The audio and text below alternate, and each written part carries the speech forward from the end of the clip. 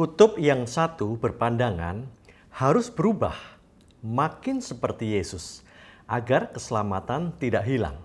Kutub yang lain berkeyakinan sudah tetelestai, sudah selamat tanpa harus mengerjakan apa-apa lagi. Seri diselamatkan untuk mengerjakan ini akan mengurai silang sengkarut itu dan menempatkan pada posisi yang sebenarnya hingga konstruksi firman menjadi rapi dan jelas.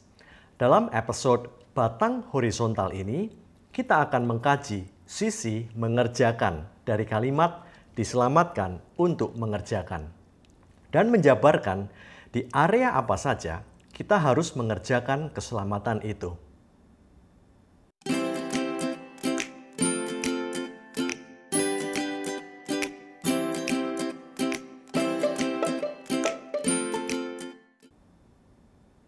Meski sebagai domba pilihan Allah, kita telah dijamin selamat selamanya. Kita masih perlu mengerjakan keselamatan itu. Memang istilah batang vertikal dan horizontal salib tidak ditemui di Alkitab. Karena itu hanya suatu ilustrasi untuk memudahkan pemahaman saja. Memakai salib karena itu simbol yang sangat dekat dengan umat Kristiani. Salib selalu mempunyai dua batang, vertikal dan horizontal. Jika vertikal atau horizontal saja, itu nggak akan membentuk salib. Vertikal mewakili keselamatan yang telah selesai diberikan. Sedangkan horizontal mewakili pengerjaan keselamatan yang belum selesai dipenuhi. Jika hanya ditekankan pada selamatnya saja, masak salib cuman batang vertikal aja. Jika hanya ditekankan pada pengerjaannya saja, masak salib cuman batang horizontal saja. Dengan pemahaman telah selamat untuk mengerjakan keselamatan itu, hidup kekristenan kita utuh, seperti salib, lengkap dengan batang vertikal dan horizontalnya. Tetaplah kerjakan keselamatanmu dengan takut dan gentar. Ayat ini tidak bisa dimaknai bahwa jika kita tidak mengerjakan keselamatan kita, maka keselamatan kita akan hilang. Karena keselamatan itu murni dianugerahkan, bukan diusahakan. King James Version menulis, kerjakan keselamatanmu itu dengan katergaizomai atau work out, yang artinya membuat sesuatu dari sesuatu yang sebelumnya telah ada. Misal, saya membuat bakso dari daging sapi. Daging sapinya sudah ada, tinggal diolah menjadi bakso. Dalam hal keselamatan, Anda sudah mendapat keselamatan. Maka kerjakan keselamatan itu agar berbuah. Bukan ergazomaya atau work for, yang artinya mengerjakan sesuatu untuk mendapat sesuatu. Misal, saya berjualan bakso untuk mendapat uang. Uang belum di tangan saya. Uang baru saya akan dapat setelah bakso saya laku. Dalam hal keselamatan, Anda belum mendapat keselamatan itu, maka Anda harus bekerja untuk mendapatkannya. Bukan begitu artinya, saudara. Sebab karena kasih karunia, kamu diselamatkan oleh iman. Keselamatan, kasih karunia, dan iman itu bukan hasil usahamu, tetapi pemberian Allah. Keselamatan, kasih karunia, dan iman itu bukan hasil pekerjaanmu. Jangan ada orang yang memegahkan diri. Kita tidak bisa membeli selamat dengan usaha dan pekerjaan kita. Tegas sekali ya. Meski kita jatuh bangun dan gagal berulang-ulang dalam mengerjakan keselamatan itu, kegagalan itu sama sekali tidak akan mempengaruhi pastinya keselamatan kita. Gambarannya kayak gini, anak Anda statusnya sudah anak, karena lahir dari Anda kan? Sebagai anak Anda, dia wajib rajin belajar, giat bekerja, dan berperangai santun. Meski mungkin saja dia tinggal kelas, bangkrut usahanya, atau masuk penjara sekalipun, itu tidak akan membatalkan statusnya sebagai anak kandung Anda. Karena kegagalannya itu tidak serta-merta Anda akan ke Dinas Kependudukan dan Pencatatan Sipil untuk mencoret nama anak Anda itu dari kartu keluarga Anda. Nggak begitu. Karena kita ini buatan Allah, diciptakan dalam Kristus Yesus untuk melakukan pekerjaan baik yang dipersiapkan Allah sebelumnya. Ia mau supaya kita hidup di dalamnya.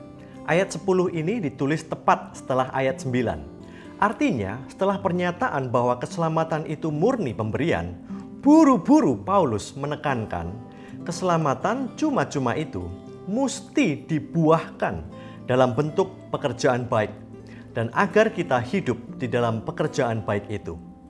Pada batang vertikal salib, tidak ada lagi yang bisa kita lakukan untuk mengimbui telah selesainya pekerjaan Yesus di kayu salib. You are already complete in Him. Dalam Yesus, kamu itu sudah lengkap, penuh, utuh, dan tidak ada kekurangan lagi. Segala syarat untuk kita masuk surga telah selesai dipenuhinya dan dihadiahkan buat kita tanpa kita kerja sedikit pun. Dan itu terjadi pada dimensi roh manusia. Anda harus yakin betul kebenaran ini, agar keyakinan akan keselamatan Anda nggak terombang-ambing. Sudah benar yakin apa belum? Saudara, sudah benar yakin belum? Jika Anda adalah domba pilihan Allah, roh Anda telah dijamin selamat masuk surga. Namun pada batang horizontal salib, banyak sekali yang harus kita kerjakan. Namun bukan mengerjakannya untuk berkenan atau layak membeli keselamatan itu ya. Manusia terdiri dari 3 dimensi, yaitu dimensi roh, dimensi jiwa, dan dimensi tubuh. Jika batang salib vertikal keselamatan terjadi pada dimensi roh kita, pengerjaan batang salib horizontal terjadi pada dimensi jiwa dan tubuh kita. Jika dalam roh sekali selamat tetap selamat, karena kita telah dikuduskan satu kali untuk selama-lamanya yang disebut pengudusan posisi atau status. Tidak demikian dalam jiwa dan tubuh. Janganlah kamu menjadi serupa dengan dunia ini, tetapi berubahlah oleh pembaharuan budimu. Manajemen kolbu atau revolusi mental ini terjadi di alam jiwa dan tubuh kita. Jika status roh kita sudah fixed atau tetap, status jiwa kita itu masih harus diubah dan dibaharui terus-menerus. Inilah yang disebut pengudusan progresif atau pengudusan berkelanjutan. Jika status roh tidak bisa pagi selamat, sore tidak selamat, status jiwa masih bisa berubah-ubah dan jatuh bangun. Dalam mengerjakan keselamatan yang artinya menjalankan ajaran Alkitab dalam jiwa dan tubuh ini, kita masih diwarnai kegagalan dan tidak konsisten. Pengudusan roh kita telah genap dan sempurna saat kita dilahirbarukan oleh Roh Kudus dahulu. Bisa sempurna karena yang bekerja adalah karya Allah sendiri, tanpa campur tangan kita. Namun karena pengudusan jiwa dan tubuh itu sifatnya berkepanjangan, proses itu baru akan selesai saat Yesus datang atau saat kita mati kelak. Itu pun kita tidak akan pernah mencapai suatu titik sempurna. Tidak pernah bisa sempurna, karena meski Roh Kudus turut menolong, faktor manusiawi kita masih turut andil di dalamnya. Saudara tahu sendiri kan, jika manusia ikut cawe-cawe, tingkat keberhasilannya seperti apa? Kita mengerjakan jiwa dan tubuh ini dalam 4 area kehidupan. 1. Karakter pribadi. 2. Relasi ke orang lain. 3. Tanggung jawab profesi dan peran. 4. Ranah rohani. Kita kupas satu persatu ya. Yang pertama, kita mengerjakan jiwa dan tubuh dalam area karakter pribadi. Ini mencakup respons sikap saat menghadapi tantangan hidup. Apakah kita tetap bisa sukacita, punya damai sejahtera, sabar, optimis, tidak mudah putus asa, punya hati yang mudah dibentuk, dan tahan banting. Juga mencakup penguasaan diri terhadap kehendak-kehendak pribadi yang cacat, seperti ketergantungan narkoba, kecanduan miras, rokok, pornografi, dan judi, suka sejenis, mudah tergila-gila, mengumbar keinginan mata, mencuri, mengejar kepuasan daging dan kebiasaan buruk. Kita harus belajar mengikis yang namanya keminderan, introvert, marah, kikir, keras kepala, pemalu, pemurung, rasa kesepian, kecemaran berpikir, fanatisme, perfeksionisme, nafsu birahi yang tidak pada tempatnya, pikiran cabul, mudah kompromi, fobia, moody, iri hati, sifat impulsif, kecemburuan, kecemasan atau kegelisahan berkelebihan, mengasihani diri sendiri atau self-pity, hamba uang, anoreksia atau takut gemuk berlebihan, keangkuhan, kerakusan, ketamakan, kemalasan, gampang bosan, baper, sifat terlalu sensitif, suka mengumpat, dan kemunafikan. Yang kedua, kita mengerjakan jiwa dan tubuh kita saat berelasi dengan orang lain. Ini mencakup murah hati, kebaikan, kesetiaan, adil, pemaaf, kesopanan, keramahan, tahu diri, kejujuran, menghormati, menghargai, mengasihi sesama, berempati, penuh perhatian, menjadi pendengar yang baik, rela berkorban, mendahului berbuat baik, mengampuni, melupakan kesalahan orang, senang kalau orang lain senang, sedih kalau orang lain sedih, dan bukan sebaliknya. Mengutamakan orang dahulu, baru kita kemudian.